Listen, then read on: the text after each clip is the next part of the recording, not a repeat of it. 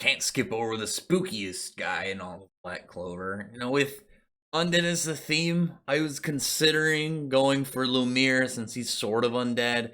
But really, I can't skip over the actual Necromancer in this series. So, Rades, I have always, since the first day of his character, I've been on board with this guy's train of existence because, one, he's got a cool design. What's funny is when his eye patch is off, he looks kind of like Henry's spooky brother. People can't say anything mean about that because he was existent before Henry. But he has cool design. He's got really cool magic that has limitless potential within the series. But though that led to his downfall, because as he was and the member of the Purple Orcas, he had a very unfortunate fact that his magic looked bad because it was straight necromancy, and doesn't mean he was a bad dude. It doesn't mean he was in any form like Malefic from the start. People just assumed that he was going to become a villain. They were suspicious of him. Plus, the Purple Orcas in general are a pretty corrupt order. But because of that, combined with the fact that he only had one page in his grimoire, he developed a kind of like superiority, inferiority complex. I don't know, at the same time, really weird. And that also ended up like people seeing him bad enough that eventually he got kicked out of the of his Magic Knight squad, and he decided that he was going to just get revenge on the Clover Kingdom. He wanted to see it all burn. He wanted to see it all go down. And out of all like the characters, when you get a character who's got like a bad backstory, and I mean bad as in like they had a bad life, not like badly written. But when they have a backstory that's supposed to be like, sad for them and, it wasn't their fault, a lot of the time it will end up feeling very much kind of like either one way or the other, but with Raditz, I 100% agree with his, because he was not trying to be a bad guy. Other people pretty much just kept assuming he was going to fall into this position, that he was going to become this, and then paranoia enough that they just kind of got rid of him. And you don't get to choose your magic in Black Clover, so he kind of just got abused and put in a bad spot because of just what magic took place on him. So, when you look at that whole aspect of, this world of magic, at the same time where it can be beneficial, if you have a spooky enough magic like necromancy, then you're gonna get discriminated against. But from that, he ends up having, I think, personally, I think he has the most broken magic in all of Black Clover. In the entire series, you have lots of stuff like, you got like time magic, you have reality warping, word magic, you got anti-magic, you got lots of really like buffed up stuff in this. But the thing about Radis's magic is it has no real cap. It doesn't seem to have any real like limitations to its ability as long as they're dead, because when he resurrects people, it seems that he's able to retain or like contain some of their magic and capabilities. Like, he should be able to find, like, imagine if he found the crypt where all of the corpses of the former wizard kings and magic emperors all lie. Would he be able just to start resurrecting them in mass? And not only that, he has a way with Sally and whatnot, and probably I'm willing to believe that he knows how to do it to a degree himself. Merge bodies together in order to create people that have multiple types of magic. And that alone, I think, makes him a very deadly adversary for the future, because of the fact he can literally be an entire arc by himself. Because I really like the character trait where he talks to his zombies like he's having a conversation with them, but he's a little bit crazy. He's not like broken insane, and now he's got like his bloodshot eye to make him look even weirder. But his other spell, because the thing about it is he's got the one page, but he's got the ability to resurrect dead people into zombie minions on one side. On the other side, it's like a straight like resurrection ability. He's able to pull someone's soul back into a body. And the thing that I'm very curious about that is the limitations. Because with the one that's like, oh yeah, you just turn into a zombie, it seems you just need the corpse. But with the full resurrection, is it, is it like their soul has to not have passed over into whatever, world is beyond the world of the living? Does it have to be within a certain time limit? You have to have, a body, maybe either theirs or a strong enough connection. Like, would he be able just to forever, like, bring people back from the dead? I doubt he could. That would be too OP if he's pretty much just life and death the guy. But I'd be willing to accept him of like being much more like a large like scale of how powerful he could be, given that like if he ends up being one of those like, oh yeah, now I'm captain level, now I'm magic emperor level, now I'm one of the characters that could combat a devil by myself, one day in the future.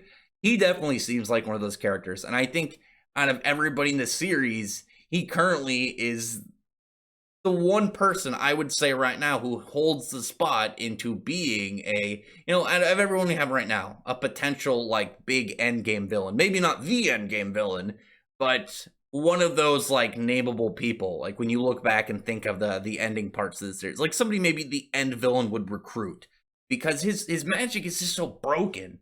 Because not only can he not die, and unless you had something like Asta, somebody with an ability to cancel out that resurrection or straight destroy his body, he's gonna come back to life, and he's gonna bring some people with him, and he's probably going to at that point be able to get some zombie minions, to aid in himself. Again, just imagine at some point in the future, he walks into a room and you're like, what is this? What's all these murals and what's with all this writing and statues? And somebody's like, "Oh yeah, this is the crypt where we keep all of the former magic emperors," and he just has a smile on his face, and you don't hear about him for a while. But then the next time, like you get back to like the Clover Kingdom or the crypt that's just destroyed, and he has an army of magic emperor, wizard king level people just at his beck and call, and not only powerful because we know that they're gonna be powerful to be in that position of being a magic emperor, but also their magic is gonna be like whatever their attribute is going to be broken. And you already got like the two that's known out of the known 28. We have time magic and light magic. So just imagine what else is in there. And what's funny about him is he's very self-conscious about the fact that there's only one page in his grimoire, but his one page I think is better like than practically everybody else in Black Clover, because he can continuously just create more minions. There's always going to be dead people. I mean, and beyond that, really, what does he need to do? He just needs to go around and either bring people back from the dead or, kill people and then turn them into zombies. And bam, he's got an endless army of people at his disposal. And a loss of a zombie is not a big deal. I mean, and in the case of like, I didn't like the last season of Game of Thrones, but like any of those scenes where it was like, oh man, we culled their numbers down, and then like the Night King would come out and he would just kind of be like, oh yeah, you guys gave up half your people to take down this many. It's like, well, I've got all my guys back up, and I've got the guys that you lost back up. Let's imagine that. Imagine Rades being able to do something like that later in the game. Just lifting his hands and his grimoire opens up, and then bam, corpses just start spreading out of the ground. We get some Thriller up there. He could do the dance. I doubt he will. I don't think he's wants this for smiles. I still think he would wants to bring the Clover Kingdom down at some point. We know he wants revenge against Pantry, but I don't think that he'll let the Clover Kingdom off the hook. Like I've said this many times. Because like Sally, I think would like after the event, Sally will easily be able to like, oh yeah, I want to be a good guy. And I want to be either like a member of the Black Bulls or the member of like the research community or something. Maybe we'll get, maybe she'll end up with Jack, and we'll have like pretty much Mayuri like both in Mad Scientist and well, not Mayuri. The Jack was based off Noritra. Hard to pronounce his name. I know. I'm thinking of Jogo from Jujutsu Kaisen as a Mayuri character. But We could have that crazy doctor in there. We could get another Bleach reference up in the series and have Sally go be a mad scientist for the Clover Kingdom and help them. And I don't know why I picked Jack. I think it's just because I was getting my Bleach references mixed up. But anyway, and then Valtros just seems to want to help and do some closure. And with Rades, again, I don't think he'd want to forgive the Clover Kingdom. Though I think that with Patri seemingly as his priority target right now, that doesn't mean the fact that he's gonna forget the ways that the Clover Kingdom treated him and how badly his life went because of discrimination against him kind of transpired. I'm really hoping that he meets Henry at some point in the future. I know they had, they're already their paths already crossed, but I want to see him just like meet him again and being like, one of us needs to change our hairstyle, dude. I mean, yours is more dirty and like kind of like dandelionish, and mine is more I am a corpse that my hair's been growing long after I've been dead kind of thing. But I don't know, maybe they can start a band. I don't know. That's a good one. I like that. I like that idea. Crazy Raditz and Henry. You have super aggro criminal and, flubby boy. But anyway, drop a comment below. Tell me what you think about this character. Because again, I think personally he's got the top magic in all of Black Clover. I don't understand how his grimoire is not a 4-leaf grimoire. And again, because like he only has one page. He really only needs that one page. He doesn't need more. He's perfectly fine with that one page of being a top contender for, Black Clover in the long run, with the full capability of like how many corpses he can just resurrect and bring forth. Because it doesn't seem like operating them seems to drain him. It seems like, I imagine like, oh yeah, picking them up is probably difficult, but after that point, they're resurrected already. And then again, if you kill him, he's just gonna come back to life. You have to like completely destroy his body or affect, use something like anti-magic to cancel out the resurrection. But anyway, other than that, comment below, tell me what you think about the character, and I'd really appreciate if you thumbs up the video, but from the like button and the subscribe button, and check out my other videos. But other than that, I appreciate everyone who's already subscribed, and I thank you all for listening. Bye.